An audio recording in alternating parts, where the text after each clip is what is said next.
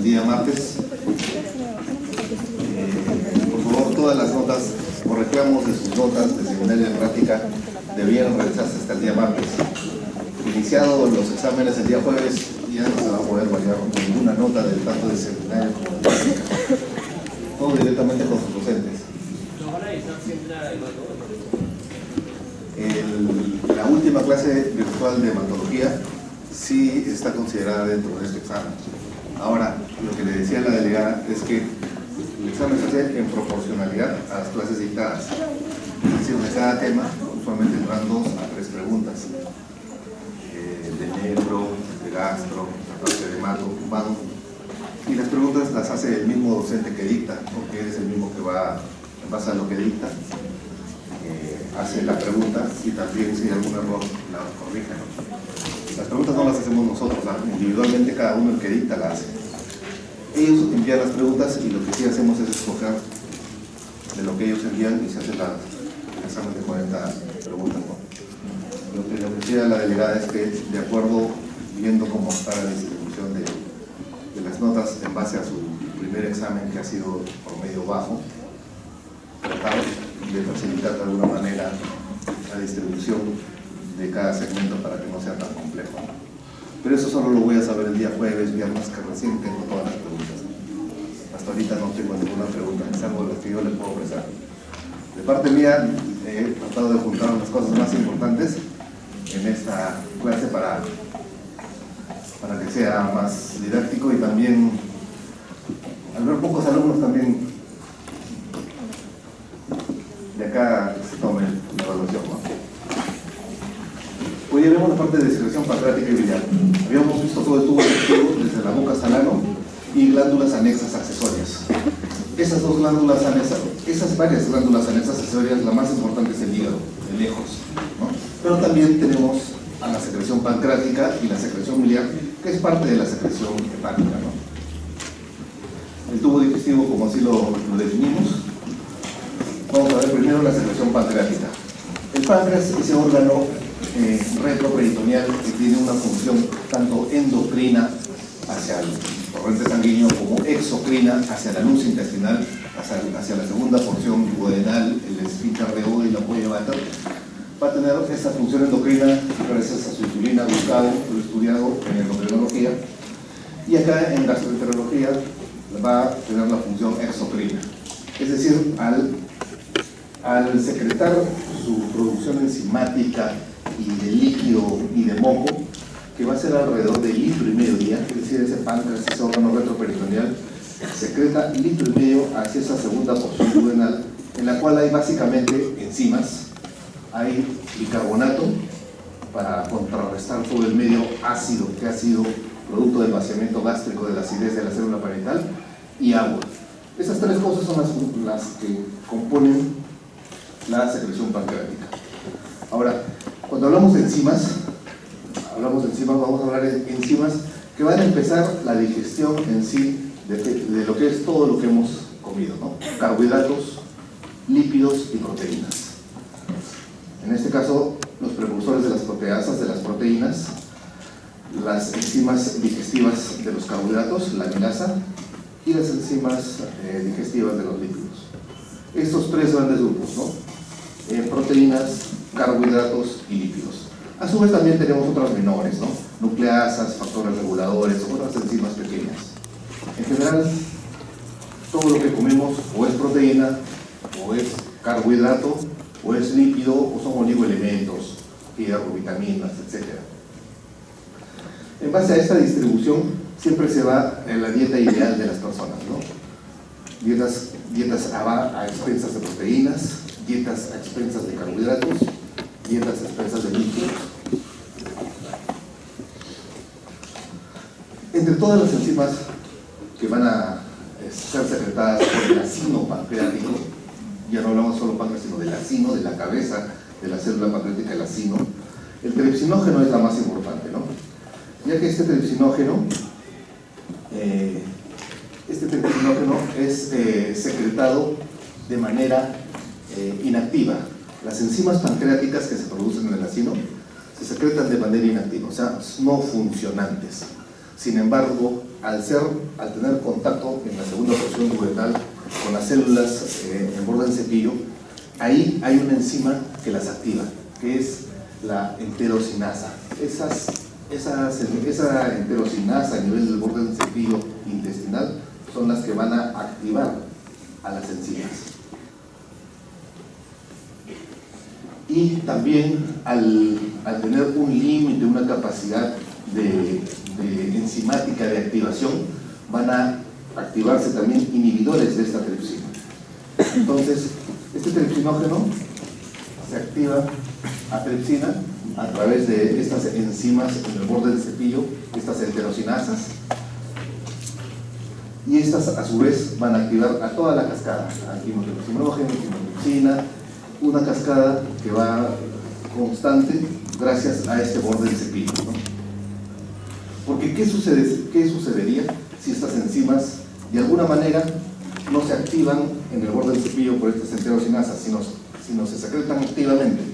Al secretarse activamente, como el tripsinógeno, quimotripsina, las enzimas proteolíticas, su función es destruir los enlaces para así hacer una digestión proteica. En este caso, empezaría una digestión, una autodigestión del cuerpo, del cola, cuerpo y cabeza de páncreas. A esto patológicamente se llama pancreatitis. Por eso la necesidad de que estas enzimas, poderosas enzimas, se deban secretar inactivamente.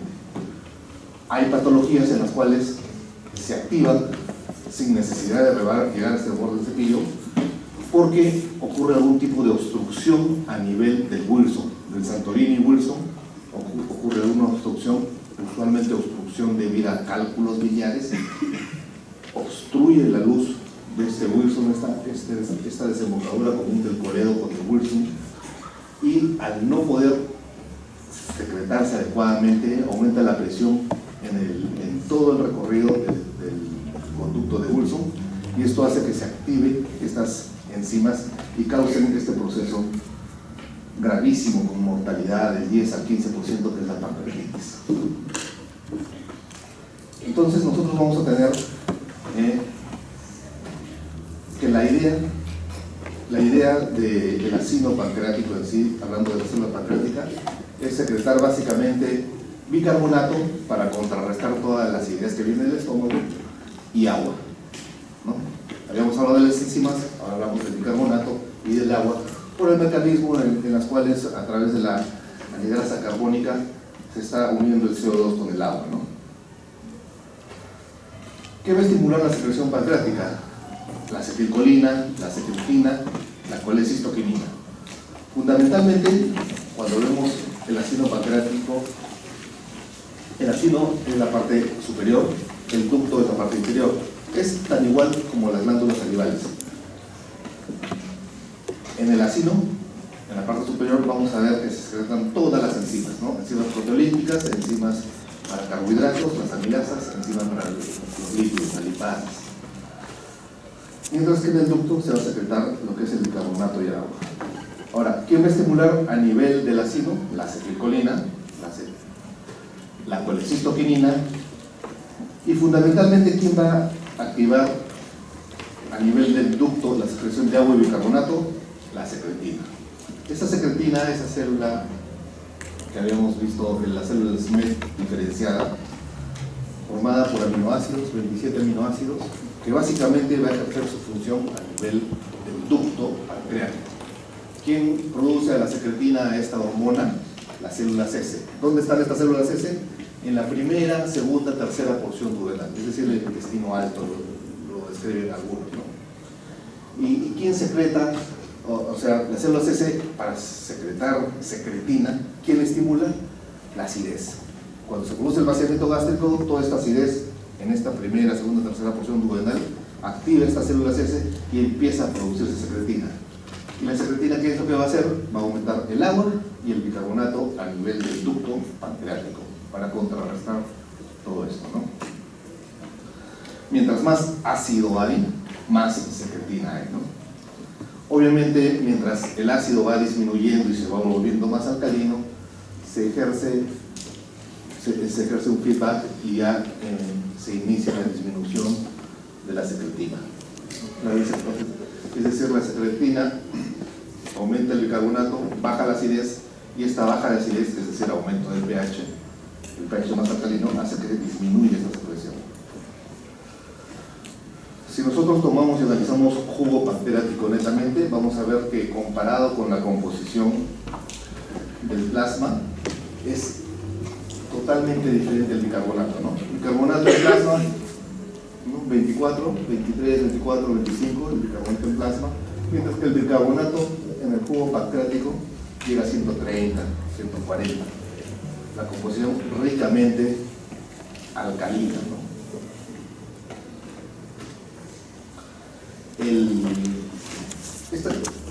La otra enzima que va a actuar también importante en esta zona es la colecistoquinina. 33 aminoácidos. La secreción no está solamente a nivel de la vesícula, como lo vamos a ver, sino también a nivel del acino pancreático, estimulada por las células y producida en los 90 centímetros del intestino delgado. Es decir, igual, ¿no? La primera porción, primera, segunda, tercera porción duodenal de intestino delgado va a producir esto. ¿Quién lo estimula? A la colecistoquinina, básicamente, quien estimula su secreción a estas células sí son las grasas. Las grasas. También se menciona que hay un efecto proteico, pero primordialmente las grasas, ácidos grasos.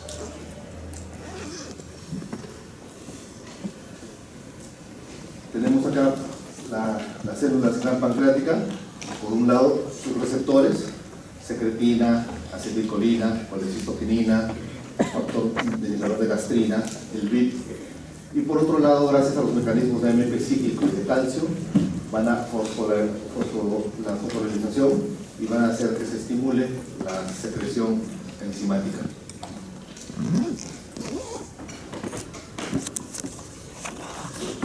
Lo mismo esta liberación de colecistoquinina, gracias a la estimulación de las células I, y las células I han estimulado este ácido graso que ha habido en la ingesta.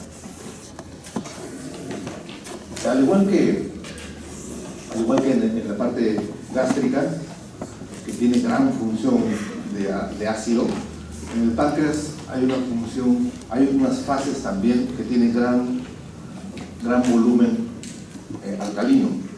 Estas tres fases son la cefálica, al igual que la gástrica, ¿recuerdan? Una fase cefálica, una fase gástrica que es mínima, solamente el 10%, y fundamentalmente su fase donde se secreta más volumen de secreción es en la fase intestinal. El 70% de la secreción pancreática es en la fase intestinal, a diferencia de la gástrica, que es gástrico netamente, ¿no? Que va a estimular a la secreción de este jugo pancreático, los nervios vagos, la gastrina,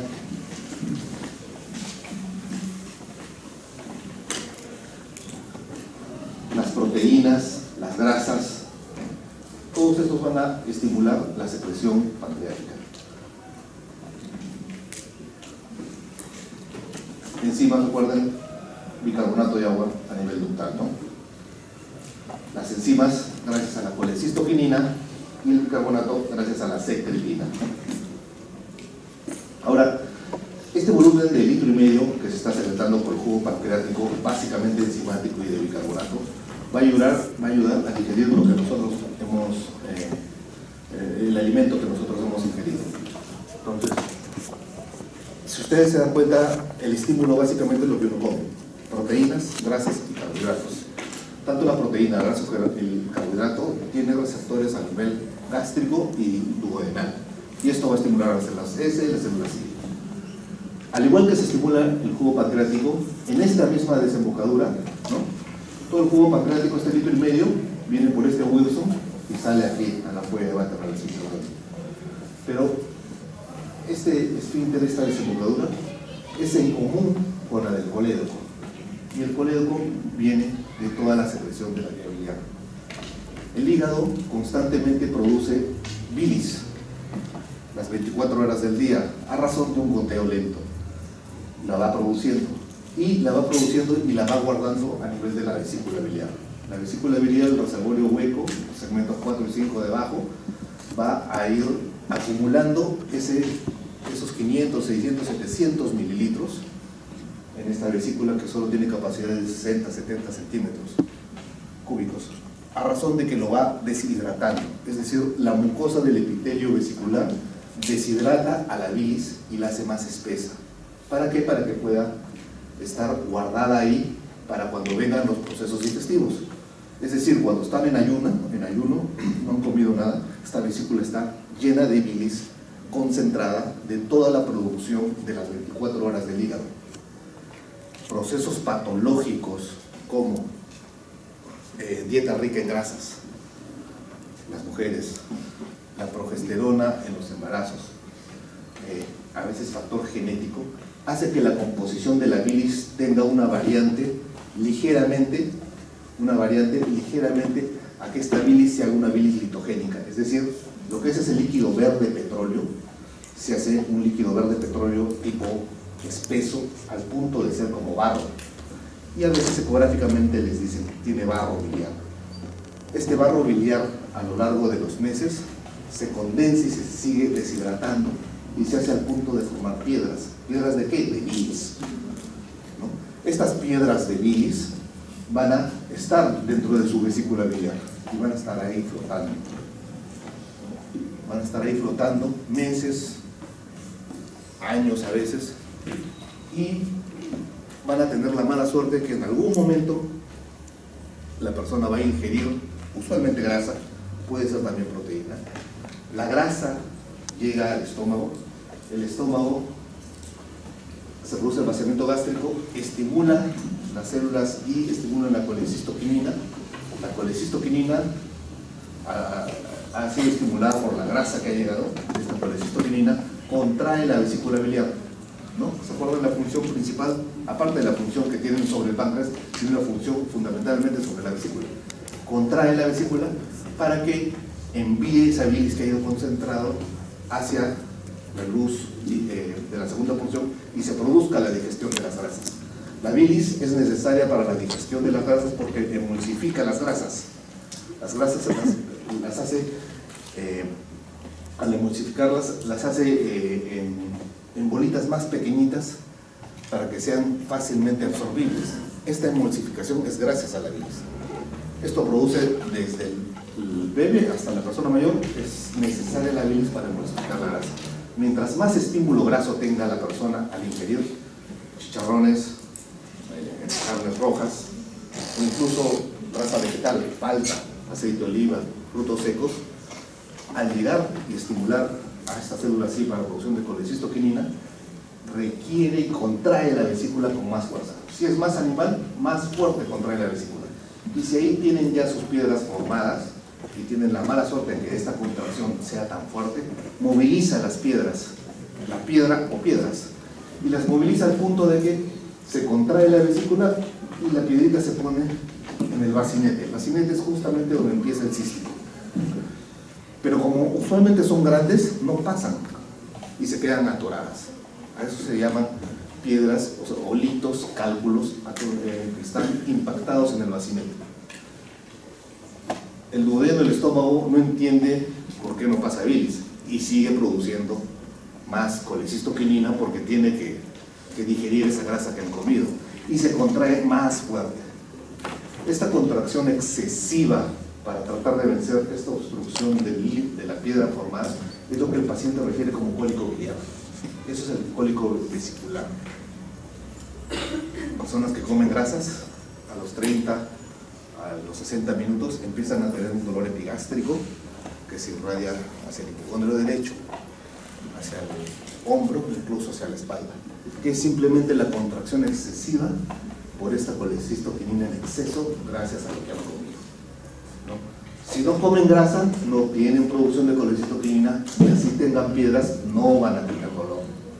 Muchos de los pacientes van a la emergencia y no me quiero pegar por múltiples motivos, ¿no? Voy a hacer dieta, pero lamentablemente siempre pues hay Navidad, Año Nuevo, cumpleaños, comen un poco de grasa, empieza la contracción y puede suceder esto.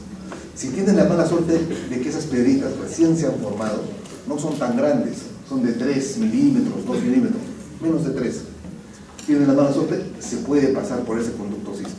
Es decir, comen la grasa, la vesícula se contrae tan fuerte por el estímulo de la colecistopinina y tienen la mala suerte que la vesícula se contrae, pasa el vacío, pasa el cístico y llega al colédoco. A eso se llama una coledocolitiasis, una piedra que se ha pasado producto de lo que han comido, y tienen la mala suerte que la piedrita baja y se deposita acá, y usualmente o pasa o se atraca acá. Si se atraca acá, pasa lo que mencionamos, el cuadro de pancreatitis. Se empiezan a activar todas las enzimas digestivas pancreáticas y hace un cuadro de pancreatitis severo. Y es otro tipo de procedimiento de manejo terapéutico. Cuando tienen piedras en la vesícula, el manejo es quirúrgico, no existe otro tratamiento. El manejo quirúrgico consiste en la extracción de la vesícula con todo su contenido. Antes se hacía de manera quirúrgica, con apertura de toda la pared abdominal en incisiones de 12-15 centímetros subcostales. Ahora, gracias a la laparoscopía, son incisiones mínimas, se retira la vesícula con su contenido, el hígado sigue produciendo su bilis a razón de 24 horas al día, su goteo lento, y lo que viene a ser los conductos hepáticos derecho, izquierdo, el colédoco supra, retro, infraduodenal, el colédoco que queda, o sea la vía biliar principal, hace las veces de vesícula, es decir, el colangiocito, que es la célula principal de la vesícula, y ese colangiocito no solamente está a manera del enterocito, el intestino delgado, a manera de la célula parietal del gástrico, está en toda la mucosa vesicular cístico de la vía biliar y parte de la pancreática, tapizándolo. Y hace las veces de, como le digo, de vesícula, es decir, deshidrata la bilis y la concentra. Y el paciente puede vivir sin vesícula biliar, ¿no? Pero siempre la idea es operar a estos pacientes o tratarlos antes de que suceda que se pase pues la piedra y condicione lo que es pancreatitis. Una vez que está la pancreatitis instalada, ya es otro tratamiento.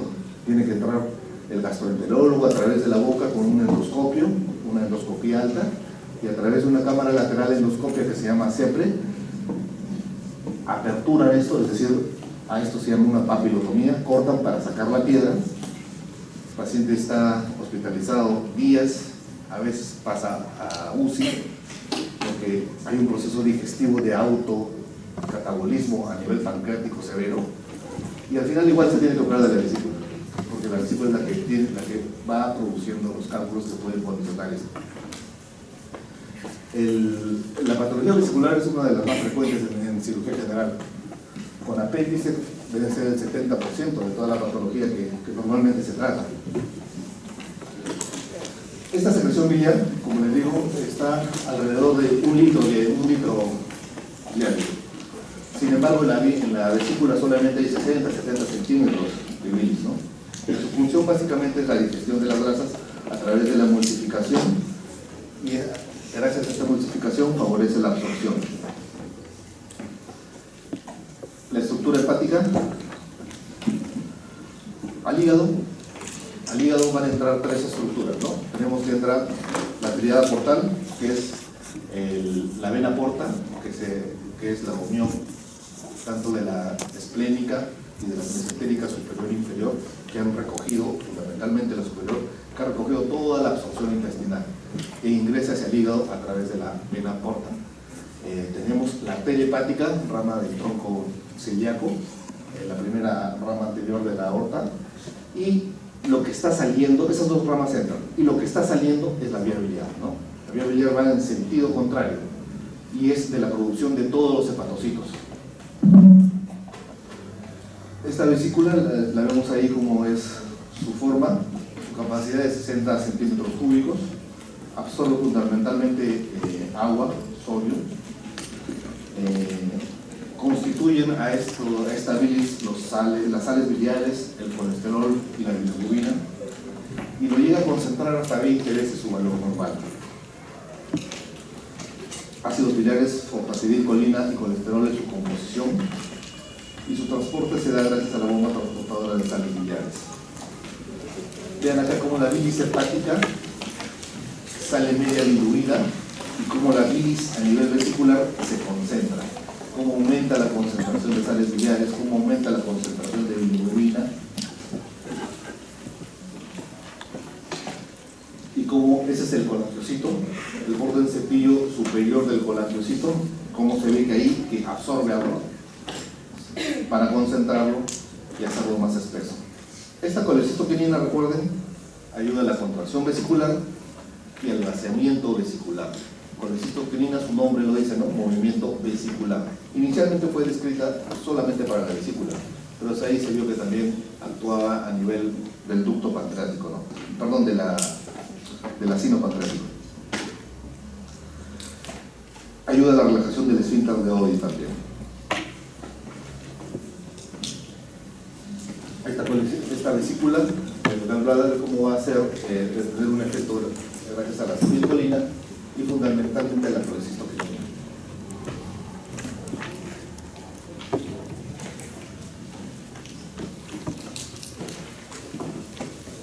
¿Alguno ha tenido acá cólico vesicular? El cólico vesicular confunde mucho como si la relación es a través del plexo celíaco, confunde mucho con gastritis. Mi gastritis. Muchos de los pacientes, la sintomatología básica, un dolor epigástrico, ardor, dolor cólico epigástrico después de comer. Se confunde mucho con gastritis y no es hasta que descubren que la gastritis no mejora con el tiempo que le hacen una ecografía y encuentran las piedras, ¿no? Estos ácidos biliares son derivados del colesterol. El colesterol se divide en cólico y no desoxicólico gracias a esta hidrolización de la hidroxilasa. Y esto se le llama ácidos biliares primarios, que se van a conjugar con glicina y taurina. La secreción de esta secreción va a nivel de la segunda porción duodenal, es decir, al duodeno, y va a recorrer todo duodeno, yeyuno, ilio. Y en el ilio va a tener un transporte activo, es decir, se va a reabsorber a nivel del ilio y va a regresar, se reabsorbe a nivel del ilio hacia la mesentérica superior y regresa a nivel portal nuevamente hacia el hígado. A esta circulación se le llama circulación enterohepática. Hay una parte de esto que no se va a reabsorber y se va a pasar la válvula ileocecal y va a ir hacia el colon. Y en este colon se va a formar los ácidos biliares secundarios, en los cuales se conjugan con el desoxicólico y litocólico. Todos estos ácidos biliares o sales biliares son derivados del colesterol. Siempre que tenemos en cuenta que hablemos de la vesícula biliar solamente es el reservorio que concentra. Quien produce todo es el hígado. Acá es lo mismo, ¿no? Cólico que lo desoxicólico, los sales biliares primarios, y desoxicólico y litocólico, los ácidos biliares secundarios, cuando están en contacto con las bacterias a nivel del colon. Sus funciones: la función de emulsificación fundamentalmente, acción detergente, acción que disminuye la tensión superficial y ayuda a fragmentar, formando las famosas micelas. La mayor parte de las sales biliares se reabsorben a nivel del intestino delgado, la mitad en forma pasiva y la otra a través de utilización de energía. Utilizan esta de transportadora apical de sales biliares y las que pasan se van a desconjugar a nivel del colon transverso por las bacterias, por la flora normal del colon que existe. Parte de estas sales biliares se van a excretar. 10% de las sales biliares son las que pasan hacia las heces. Y cuando hay una diarrea, un aumento del peristaltismo, no le da tiempo para reabsorberlo. Y al no darle tiempo de reabsorber, va a haber menos recaptación. Problemas a nivel del ilio también disminuyen la recaptación. En el ilio, enfermedades tipo tuberculosis, linfomas, enfermedades de Crohn, hacen que disminuya la recaptación. Lo mismo con respecto a los ácidos biliares, ¿no? ¿Quién va a controlar la secreción biliar? O sea, ¿quién dice que se secrete más o menos bilis? El complejo motor migratorio digestivo, ¿no? El hígado, la vesícula, la vía biliar, la segunda porción duodenal.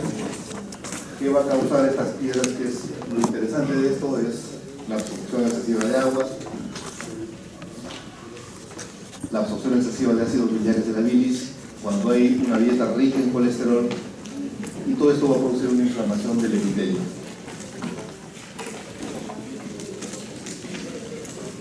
Vemos que el jugo pancreático, litro y medio, jugo biliar, 1 litro, ya tenemos 2 litros y medio.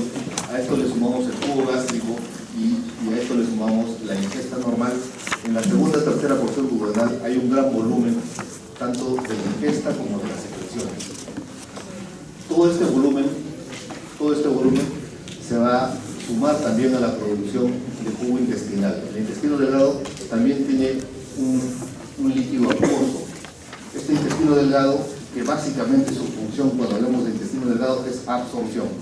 Ustedes piensen en intestino delgado, piensen en absorción. Piensen en vesícula y páncreas, piensen en digestión, en enzimas digestivas, al igual que en el estómago. Piensen en el estómago, piensen en una función digestiva, química y mecánica. Este intestino delgado, a excepción del duodeno, que es básicamente secretor, y yeyuno y iño, que es básicamente absortivo, vamos a tener glándulas específicas que van a ayudar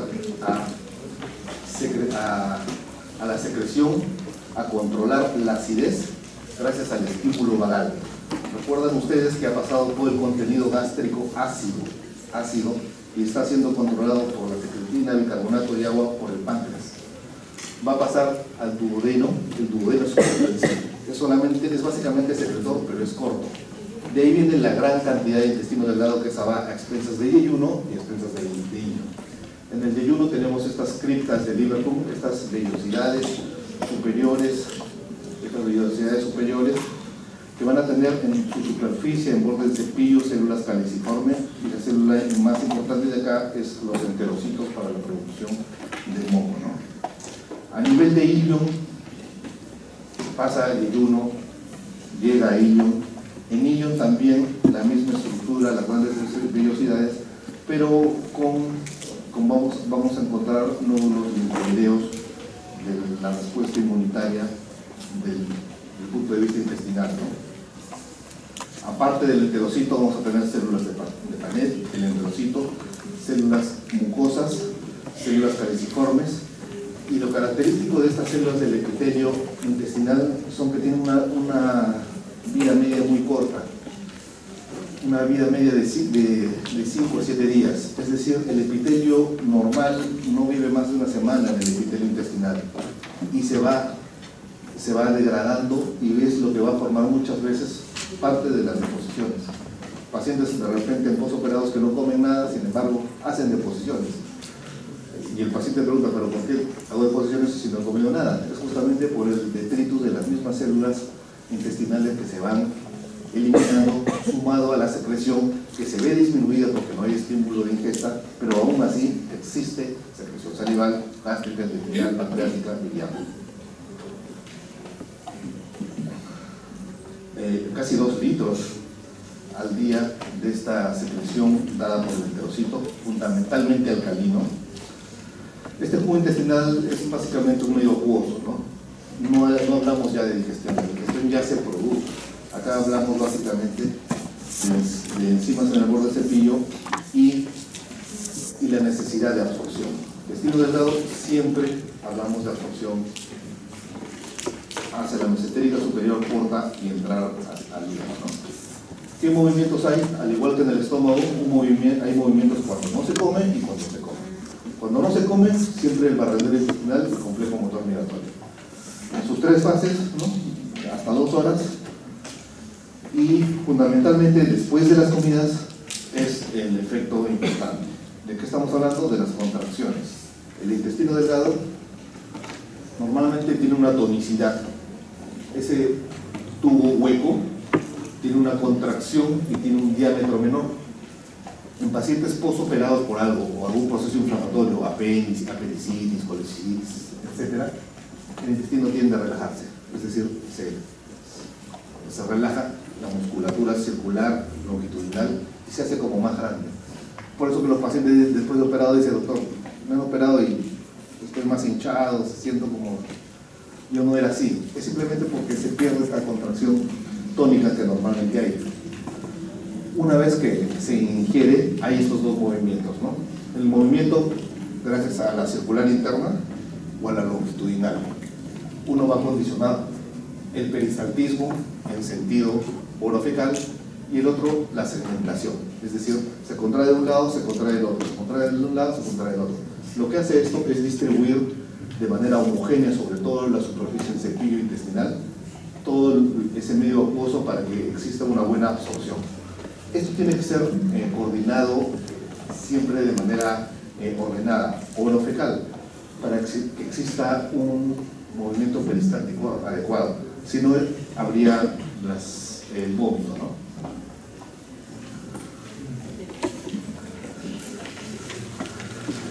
¿Recuerdan la idea de qué pasa en este intestino delgado? En el intestino delgado la idea era absorción. ¿Y qué se va a absorber? Gracias a este proceso digestivo. Aquí he tratado de apuntar las otras partes importantes que también están en las clases para el examen, ¿ya?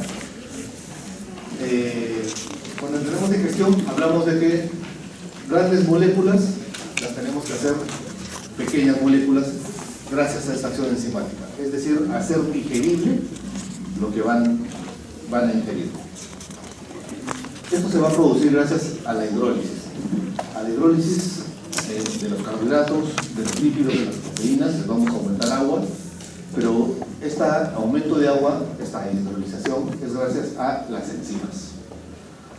Al punto de que agua más carbohidratos más enzimas, vamos a tener a los monosacáridos, agua más proteínas más enzimas a los aminoácidos, agua más lípidos más enzimas a los ácidos grasos. Estas tres partes son la parte simplificada de lo que en sí el tubo digestivo puede ingerir. Cuando tenemos algún proceso patológico en el cual no podemos comer, estas tres, carbohidratos, proteínas y lípidos, a su mínima expresión, lo convierten en sustancias que puedan ser absorbibles a nivel de la vena. A esto se llama nutrición parenteral. A nivel de la vena le inyectan lípidos, proteínas y carbohidratos para tener un soporte vital y un aporte calórico a la persona que tiene algún proceso digestivo y no puede comer. Como se está inyectando directamente a la vena lípidos, proteínas o azúcares, carbohidratos, la carga osmolar es muy alta y necesita estar dirigida en grandes venas, no puede ponerla de manera periférica, porque es una carga osmolar, la osmolaridad de 280, 300, estas cargas tienen osmolaridades de 600, 700, causa flebitis, tienen que ir a vías grandes, vena cava superior, catéter yugular interno, para evitar las flebitis por esta nutrición parenteral. Pero la idea es pues que siempre utilizar la nutrición enteral, es decir, lo que entre por la boca, ¿no? Pero gracias, necesariamente en la nutrición enteral requerimos nosotros de enzimas adecuadas.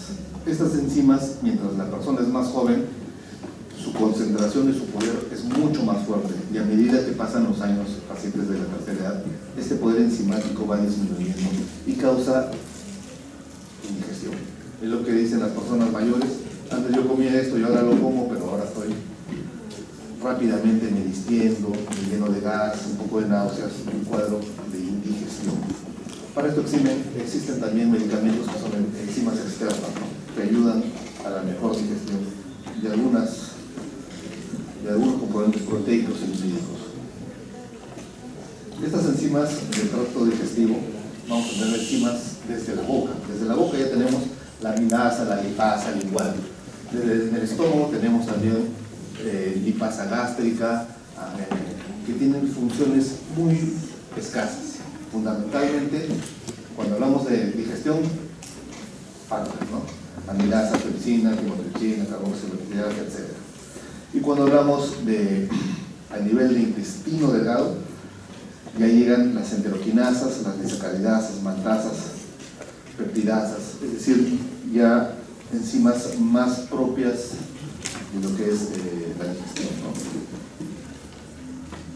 El yeyuno es el sitio primario de absorción, de digestión, básicamente el duodeno, primera porción de yeyuno de repente, y de absorción es yeyunal netamente.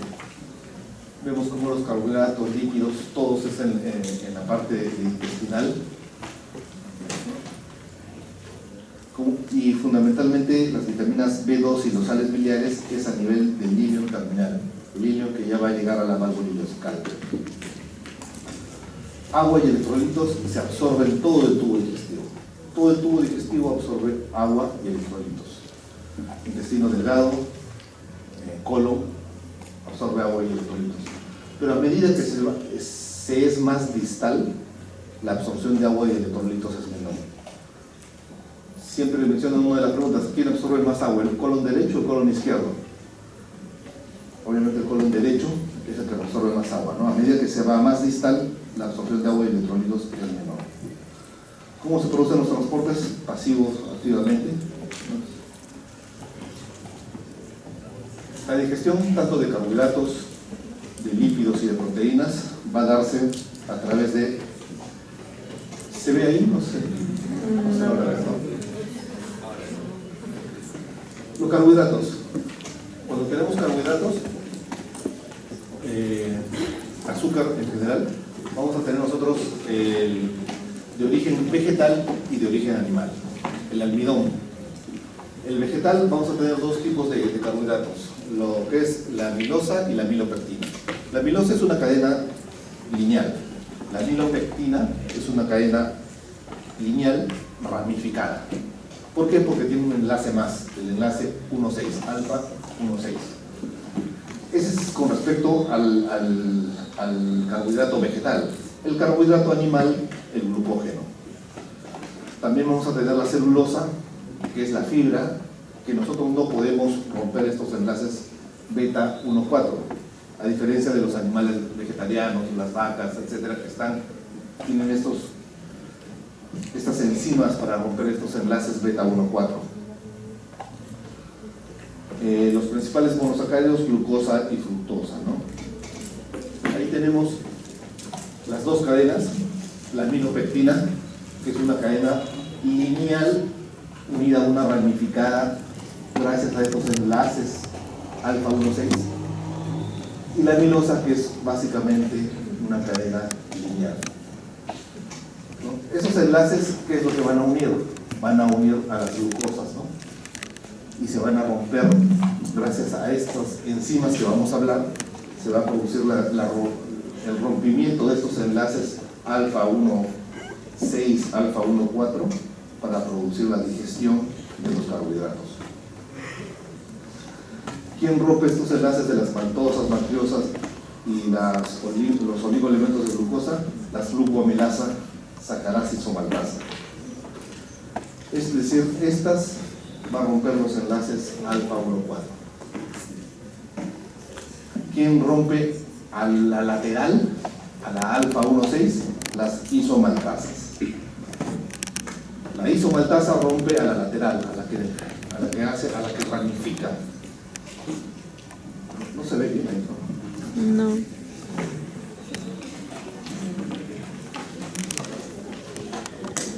La digestión de carbohidratos fundamentalmente se da en el intestino delgado, ¿no? En duodeno. Sin embargo, en la boca, en el estómago, tenemos ya secreciones que ayudan a esta digestión, ¿ya? La amilasa pancreática es la más importante, es la más importante enzima que hace la digestión de los carbohidratos. Es tan importante que cuando nosotros tenemos sospecha de estos cuadros de pancreatitis, de autocatabolismo pancreático, lo que dosamos sanguíneamente es amilasa para ver cómo están sus niveles. Obviamente las pancreatitis son niveles elevados, ¿no?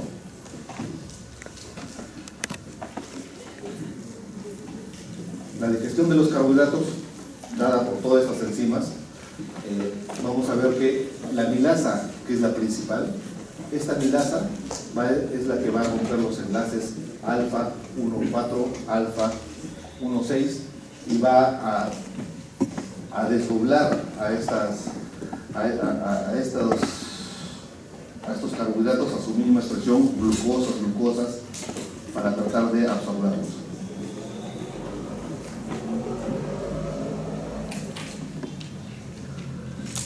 ¿Cómo se va produciendo el ingreso de la glucosa a nivel sanguíneo? A través del transporte de la glucosa por un lado, de la fructosa por otro lado, gracias a estos transportadores. Gracias a la proteína, a la SGLT1, se produce la absorción tanto de glucosa como de galactosa, mientras que de fructosa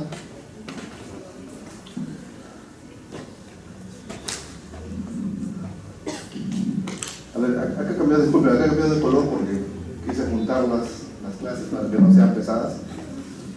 O fondo blanco. En lo que es, eso era carbohidratos, en lo que es proteínas, los aminoácidos, la idea es tener, los aminoácidos son 20 tipos, básicos, neutros y ácidos. Sin embargo, en la dieta, normalmente, existen 9 aminoácidos esenciales, o sea, pero necesariamente los requerimos. Los aminoácidos van a estar unidos a manera de embrollos de lana, que gracias al pH ácido, estos embrollos de lana se van a formar de manera lineal, gracias a la acidez, y en esta forma lineal va a actuar la carboxipeptidasa y las aminopeptidasas. Es decir, este enmarañado se estira por este ácido, y actúa la carboxipeptidasa, la aminopeptidasa. Ahí ven como el ácido clorhídrico es el que ayuda a desenmarañar para que actúen las enzimas. Esta pepsina rompiendo y produciendo la digestión de las proteínas hacia aminoácidos. En la boca y en el estómago es poca la digestión en sí de aminoácidos, ¿no? Fundamentalmente es en el intestino delgado la absorción. ¿Gracias a quién? A la tripsina, timotripsina, las carboxipeptidasas AB, las peptidasas que van a producir toda esta cascada de digestión proteica que se inicia por la unión de esta enterocinasa con el tripsinógeno activándolo. Acá tengan en cuenta que hay un extremo, esta quimotripsina y esta tripsina van a actuar rompiendo estos enlaces. La carboxipeptidasa A su extremo carboxilo, la carboxipeptidasa B al otro extremo. Uno más básico y el otro neutro. Finalmente, ¿qué es lo que se busca?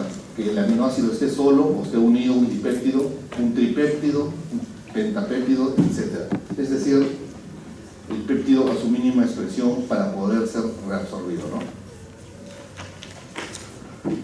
Aminopeptidasa para su extremo amino, carboxipeptidasa para su extremo carboxilo. ¿Quién va?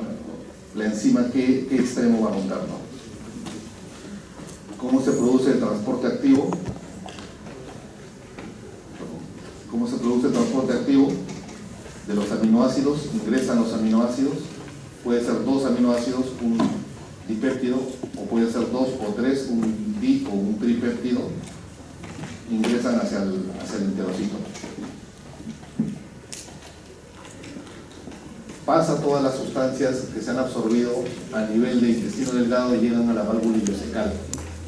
La válvula ileocecal, que es la primera porción ya del colon ascendente, entran hacia el colon ascendente a través de esas válvulas y vamos a tener que empieza a producir en el colon movimientos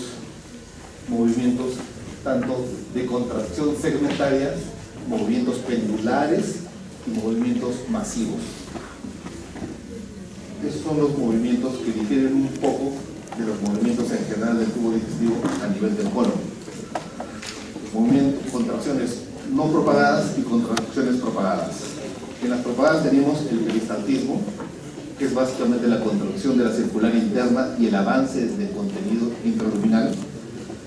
En el colon, a diferencia de todo el tubo digestivo, existe un peristaltismo inverso, es decir, no solamente en el sentido orofecal, sino también el contrario. Y existe lo que se llama movimientos en masa. Movimientos en masa son esta contracción externa, extensa, en la cual el tubo digestivo, en este caso el colon, pierde sus austras, pierde su forma y se ve como un tubo. Esta es una contracción en masa. Esta es una contracción segmentaria, solamente un segmento, que puede ser en un sentido o en otro.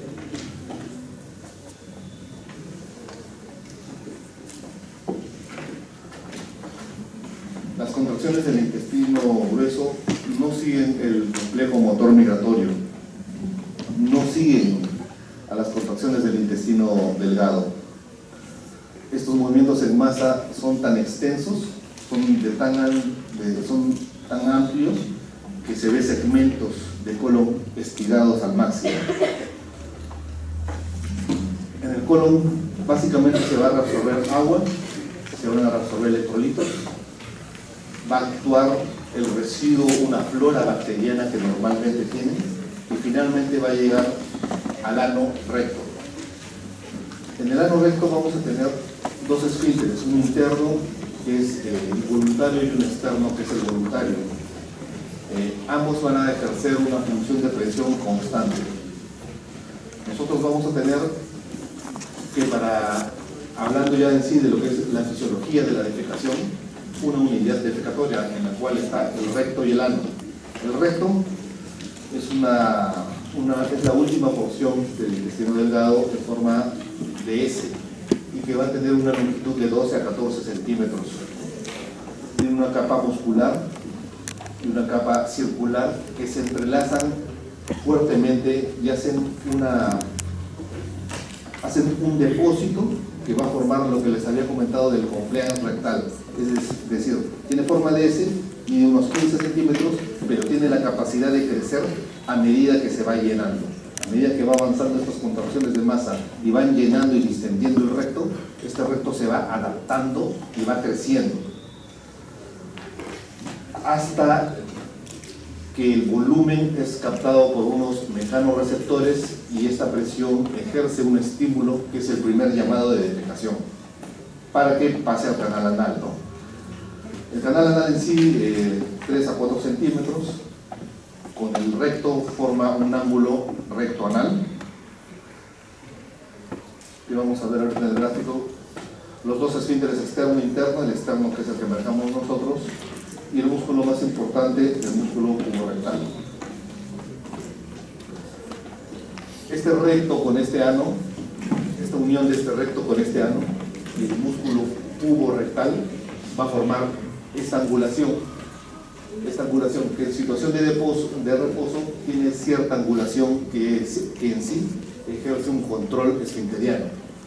Nosotros, cuando pujamos e iniciamos la defecación, se pierde esta angulación, se pierde ese ángulo de A, se tratan de alinear de manera que el músculo puborectal disminuye la angulación y se produce así la defecación. Es como si nosotros con un cinto jaláramos, ese es el músculo puborectal, y cuando queremos defecar lo soltamos y hacia el límite defeca.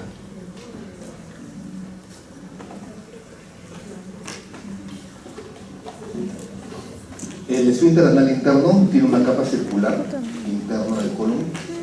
Es músculo que no controlamos, es músculo liso, un diámetro de medio centímetro, controlado por el sistema nervioso autonómico y el entérico. Mientras que el externo, que es el músculo que nosotros controlamos, el estriado, es más fuerte, ya que nosotros mismos lo controlamos, ¿no? Es el doble, 1 centímetro. Control voluntario, los nervios pudendos intervienen en este control. Y en la mucosa anal y en la pared anorrectal hay múltiples receptores de la capacidad mecano y quimio sensible del contenido anorrectal. Es decir, esta capacidad hace que ustedes mismos tengan la valoración crítica de qué es lo que está por defecar. Ustedes saben si lo que van a defecar es líquido o lo que van a defecar es sólido. Tienen esa sensación gracias a estos receptores que hay a nivel de unión anorrectal. Existen varios mecanismos de continencia, ¿no? El esfínter anal tiene que estar cerrado y competente, es decir, no debe haber algún tipo de inflamación local, procesos traumáticos, hemorroides. Debe haber la sensación de estos reflejos anorrectales normales. Como le digo, esa capacidad discriminatoria de saber de lo que van a defecar es más líquido, es más sólido. La capacidad y compliance rectal adecuada, esa capacidad que tiene el recto de crecer, ¿no? Y controlar la presión. Control consciente de lo que es la defecación. Y la continencia anal está presente, claro, cuando la presión anal es mayor que la presión rectal. Si la presión rectal fuera mayor, se produciría ya en sí lo que es la defecación. Hay una contracción del esfínter anal interno, hay una relajación, contracción dada del esfínter anal externo. Por la noche, las presiones tanto del interno como del externo tienden a decaer. La parte venosa que va a recoger toda la sangre de esta zona se llaman venas del tipo hemorroidal por la ubicación. Cuando no hay actividad de noche, en relajación, tiende a disminuir el flujo venoso de estas zonas. Y hay sensaciones y reflejos normales. Estas sensaciones y estos reflejos ayudan a prevenir una defecación inminente, ¿no? Pueden discernir las características. Hay receptores en el canal anal, receptores en la mucosa rectal, hay receptores en el piso pélvico, es decir, toda esta área está ricamente inervada con receptores, tanto quimioreceptores, mecanoreceptores, incluso otro tipo de estimuladores del sistema nervioso. Bueno, ese es otro tema. Esta capacidad y compliance adecuadas va a dar que la primera sensación en querer ir al baño se da a partir de los 68-70 centímetros cúbicos. Es decir, se produjo la contracción del colon, pasó contenido del colon hacia el recto creció, hubo una compliance rectal y esto hace que se llene el recto y a partir de los 70 centímetros cúbicos ya se produce la primera sensación de querer ir al baño, ¿no? Esta es simplemente una sensación. Uno puede inhibir la sensación aumentando la presión del esfínter anal externo. Pero dependiendo de la persona, el tamaño, va a haber un volumen máximo tolerado. O sea, hasta cuánto puede crecer el recto y soportar la cantidad de heces que viene de sigmoides. De 200 a 500. ¿Se imaginan 500 centímetros de volumen de heces que están en el recto? O sea, una compliance extensa. Claro que esto se va adecuando dependiendo las características de cada persona y también de la cantidad de fibra que tengan o no, que se alimenten o no.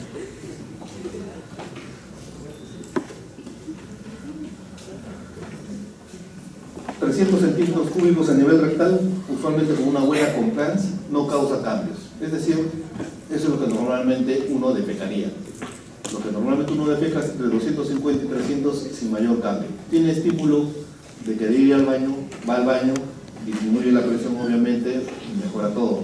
Pero eso es lo que normalmente. ¿Puede llegar a más? Sí, no. Esta capacidad adaptativa rectal.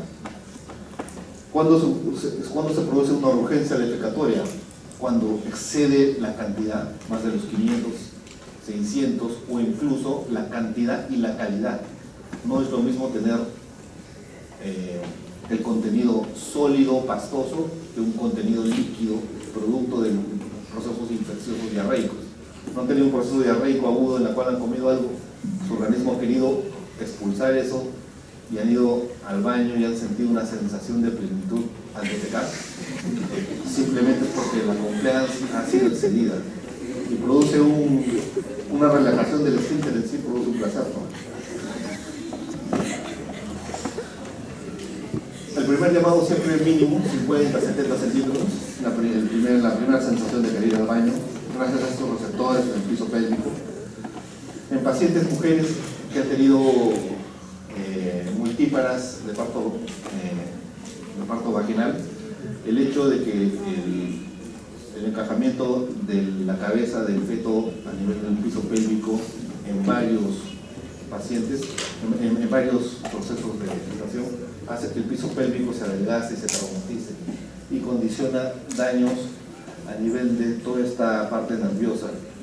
Estos pacientes tienden a sufrir de alteraciones de todo lo que es el piso pélvico.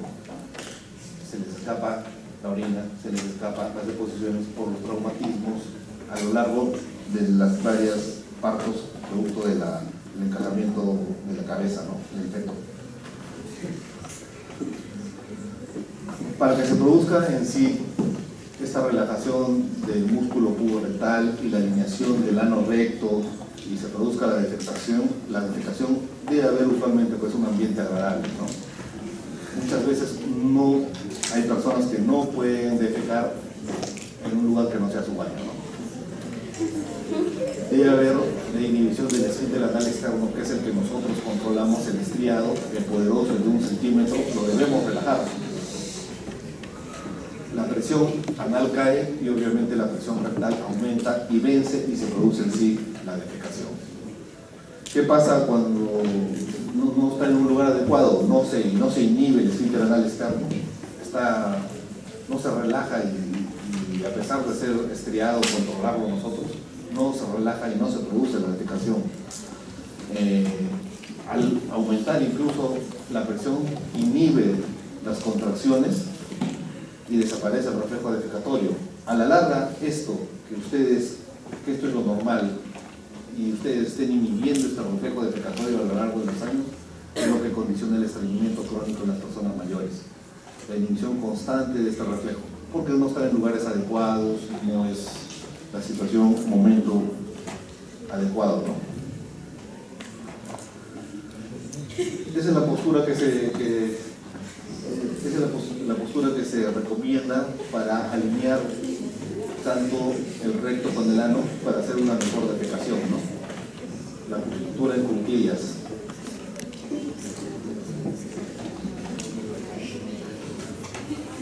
Esto va a llevar a dos grandes problemas que vemos constantemente, lo que es el estreñimiento y lo que son las diarreas. El estreñimiento, la constipación, puede definirse como la retención anormal de heces fecales.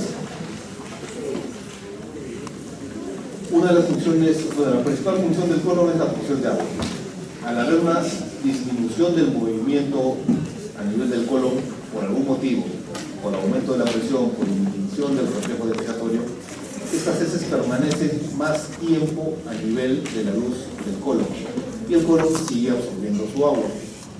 Absorben tanto el agua que hacen que estas heces, que normalmente son pastosas, blandas, se vuelvan duras a manera de rocas, de piedras de tierra. Piedras de tierra que se deshacen con la mano. Así a ese punto llegan las deposiciones secas, impactadas, a punto de llamarlo fecalomas, tumores de heces, y que causan una pseudo-subobstrucción intestinal. Pseudo porque fácilmente se pueden deshacer esas heces de manera manual o con ayuda de algún tipo de enema que ayude a lubricar esa zona y se produzca la defecación, ¿no? Entonces, esta constipación se define como la retención anormal o que la composición aumente, sea una composición tan dura que es difícilmente defecable y es dolorosa la defecación. ¿Por qué se da esta constipación? Se puede definir por menos de 3 deposiciones a la semana. Cuando hay un pico excesivo, más del 25% del tiempo defecatorio, y cuando la evacuación en sí es dolorosa. Muchas veces es tan dolorosa que va traumatizando la defecación, toda la pared anorrectal, y justamente están ahí las zonas venosas, de los pliegues venosos,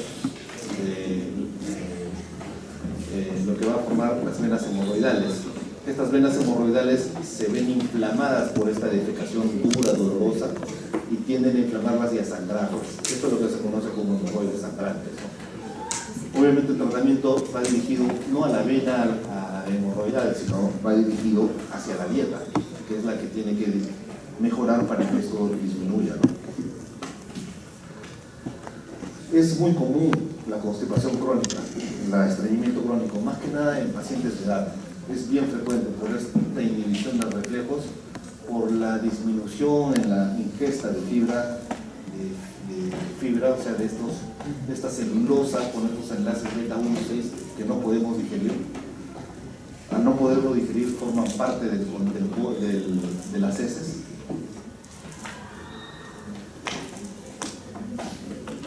Pues, ¿por qué se produce ese estreñimiento? Porque no hay una ingesta adecuada de sustancias que formen el bulto, es decir, fibra, celulosa, estos enlaces alfa 1,6. Debe haber una anatomía conservada, o sea, no debe haber hemorroides, no debe haber inflamación local, no debe haber causas que causen algún tipo de obstrucción. Un adecuado movimiento y absorción del tubo digestivo. En las ciudades, vemos que en las ciudades de la costa la ingesta de fibra es menos de 15 gramos día, mientras que en la ciudad de la sierra, contrariamente, la fibra llega a más de 100, casi 8 o 10 veces su valor en lo que es cantidad de fibra. Esto condiciona, contrariamente al estreñimiento que hay acá en la costa, condiciona que allá haya mucha fibra. Al haber mucha fibra, hay mucho contenido de heces y condiciona que el colon crezca más de lo normal. Esto también es el otro extremo en sí de la enfermedad.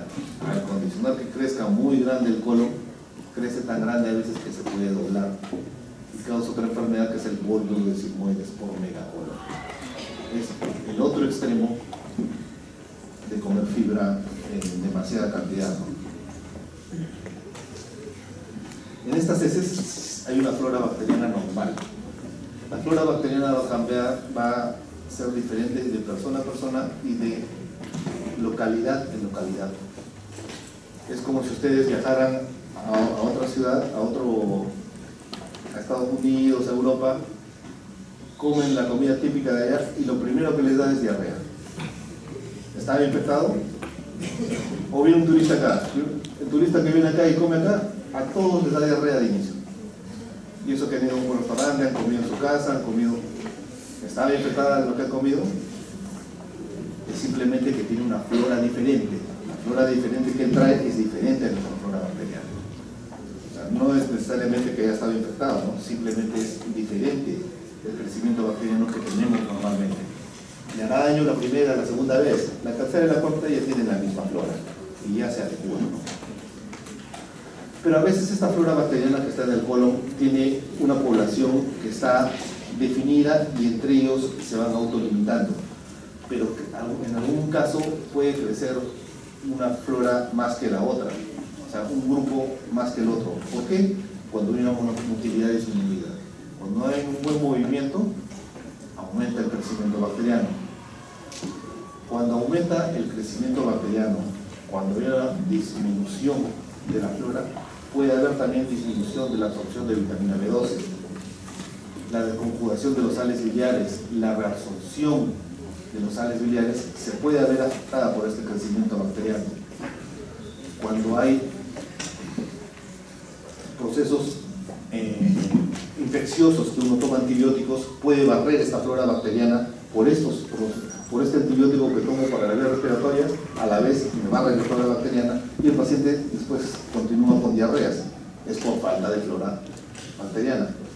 Y el tratamiento justamente es darle flora bacteriana. Existen medicamentos de flora bacteriana normal que se les da a los pacientes para contrarrestar estos procesos. Esta flora bacteriana, a nivel de la luz del colon, va a producir gas. Y el gas que se produce en el colon, el gas que nosotros tenemos en el colon, lo que eliminamos como flaco, es producto de lo que nosotros al hablar deglutimos. Al hablar nosotros vamos deglutiendo secreciones bronquiales, saliva y también aire. Parte de este aire pasa al tubo digestivo y va avanzando hasta que es expulsado. Todos producen gas. Los que hablan, los que se dedican a profesiones que tengan mucha utilización de la palabra, producen más gas y están eliminando gas, están eliminando flacos, ¿no? Hombres y mujeres en las 24 horas del día. Este gas, en su composición básica, es a base de hidrógeno y de helio. Es la composición básica del gas. Tenemos también CO2, tenemos metano y tenemos lo que le da el olor típico a los platos olorosos, que es el radical sulfhidrilo. Ese es lo que le da el olor feo a los gases, a los platos. Pero en sí, todos producen gas. ¿Alrededor de cuánto? De 1 litro diario de gas. Obviamente, no todos lo eliminan a razón lo eliminan proporcionalmente, ¿no? Entonces, esto da las características típicas de lo que es el en sí. Este gas, a medida que va avanzando, va atravesando ciertos movimientos intestinales del colon que se le llaman borborismos. A veces lo confunden con el ruido del estómago de hambre, que es la contracción y causa ruidos del hambre del estómago. No, este borborismo es más bajo, ¿no? Pero uno no lo puede, recuerdan, no puede evitar nada del movimiento del colon, a excepción del esfínter anal externo, ¿no? Y se escuchan, y son tan fuertes a veces que se escuchan estando cerca nomás de las personas, ¿no? Pero son cosas normales. Bien, ahí terminamos.